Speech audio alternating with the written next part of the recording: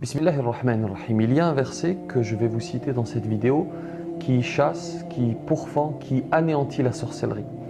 Précisons avant cela que nous musulmans sommes convaincus que la sorcellerie est une réalité. Cette croyance est basée sur notre texte sacré, le Coran, et sur les agissements, les paroles et les agissements du prophète, que la paix soit sur lui. Si vous n'y croyez pas, libre à vous, il vous est simplement demandé, comme à nous toutes et tous, d'ailleurs, de respecter toutes les croyances et en l'occurrence ici, de respecter la nôtre. Beaucoup de musulmanes et musulmans craignent d'être touchés un jour par de la sorcellerie.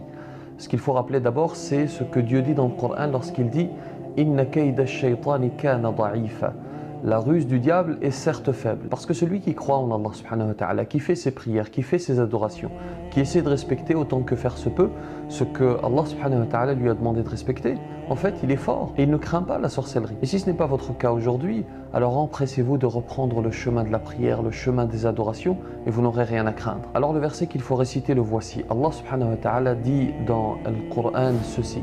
فلما ألقوا قال موسى ما جئتم به السحر إن الله سيبطله إن الله لا يصلح عمل المفسدين ويحق الله الحق بكلماته ولو كره المجرمون.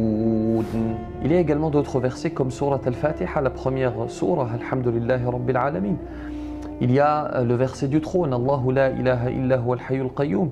Il y a les trois dernières sourates, Qul huwa Allahu ahad, Qul a'udhu bi rabbil falaq, Qul a'udhu bi rabbin nas. Ou encore cette invocation que faisait le prophète sallallahu alayhi wa sallam, essayez de l'apprendre. Allahumma rabban nas, adhibil ba's, ishfi anta ash-shafi.